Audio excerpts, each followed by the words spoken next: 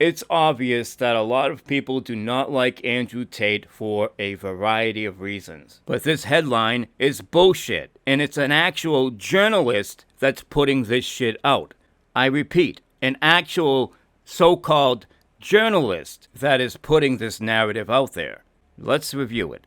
CCTV footage showing armed guards blocking woman from leaving Andrew Tate's complex. Number 1. It's almost impossible to say, one way or another, if these young ladies are coming or going, unless actually having more context, more video, more timestamps, more angles. However, based on what I'm looking at, in my opinion, it looks like these ladies are just getting there to the Tate compound, complex, fuck palace, whatever you want to call it. To me, it looks like they're just getting there, and the girl in the pink dress appears to be asking the security guard a question, perhaps asking for a cigarette lighter. At the very end of the video, it looks like she's actually offering a cancer stick to her friend.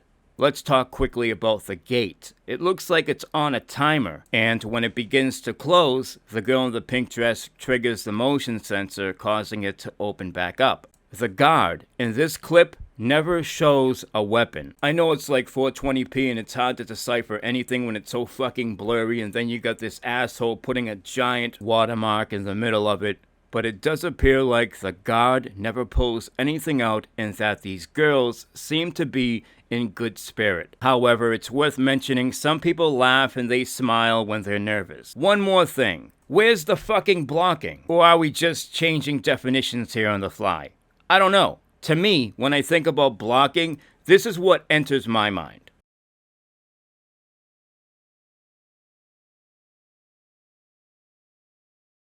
All kidding aside, you might be thinking, it's just some influencer douchebag. Who cares? That should be besides the point. These journalists should be held accountable for what they put out there into the world. And as you can see, it's very easy to make a certain narrative stick, so as long as enough people are putting it out there. And it's always a coordinated, collective effort from these media outlets, a lot of times almost word for word.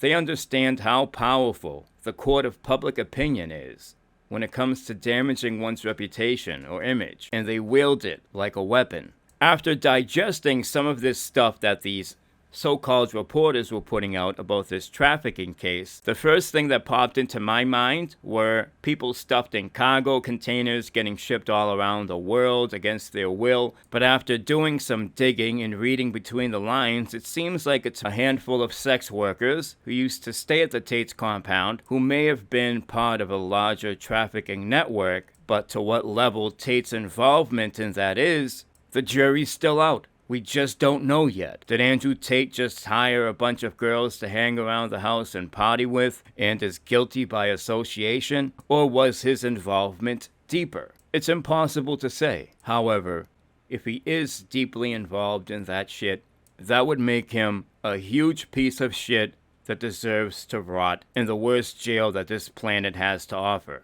But as it stands right now, he was wanted for questioning, he was taken in, and he was let go.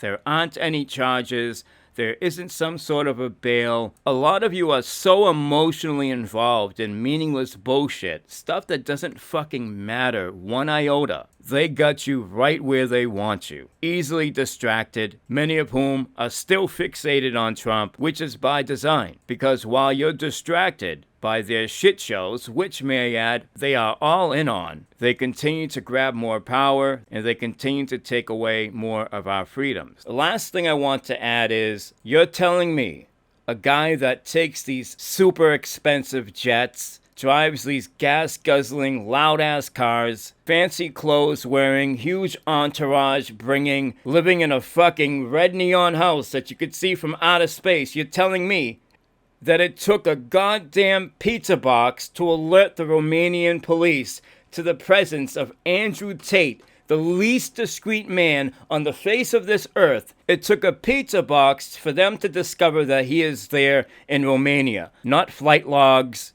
not him tearing through the streets in his Bugatti, not these half-naked girls dressed in the most brightest colors you've ever seen coming to and from the compound. No, that doesn't mean he's there. Either they are so incredibly incompetent, or Andrew Tate's monthly payoff didn't come in, or somebody with a lot more power and money used their contacts to get in touch with the Romanian police and ordered them to make an example out of Andrew Tate. Make sure all the reporters are there, and make sure you leave the van's door wide open so we can get some good video, some good pictures of Andrew Tate in handcuffs.